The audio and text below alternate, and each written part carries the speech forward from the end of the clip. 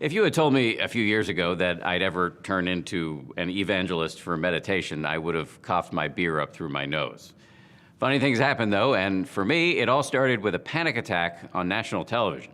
We're going to go now to Dan Harris, who's at the news desk. Dan. Good morning, Charlie and Diane. It all went down back in 2004 when I was filling in on Good Morning America, and I suddenly lost the ability to breathe. Health news now. One of the world's most commonly prescribed medications may be providing a big bonus. Researchers report people who take cholesterol-lowering drugs called statins for at least 5 years may also lower their risk for cancer. But it's too early to prescribe statins slowly for cancer production. That does it for news. We're going to go back now to Robin and Charlie. That was one of the most embarrassing moments of my life. And according to the ratings, it was seen by 5.019 million people. At the root of my on-air freakout was something I think most of us share, which is a desire to be great at what we do. I started as a reporter at ABC News in the year 2000. I was green, and I was really insecure about being green, and my way of coping with that was to become a workaholic. When 9/11 happened, not long after I arrived at ABC News, I raised my hand to go overseas to cover whatever happened next. This is a picture of me with some nice young men from the Taliban in 2001, and for the ensuing years, I spent a lot of time in war zones.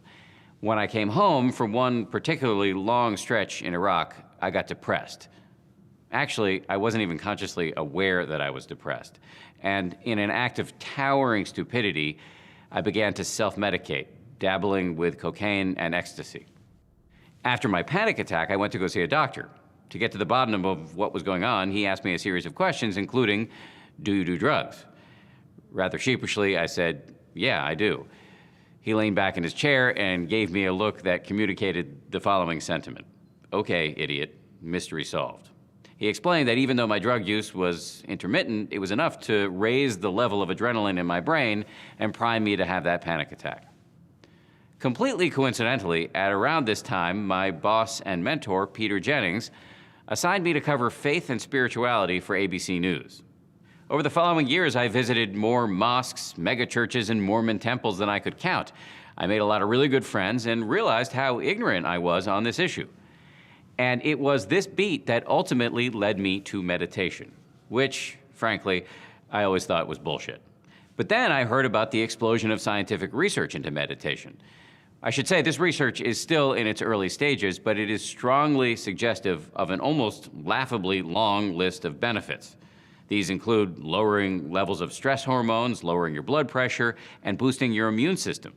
Meditation has also been shown to mitigate depression, anxiety, ADHD, and age-related cognitive decline.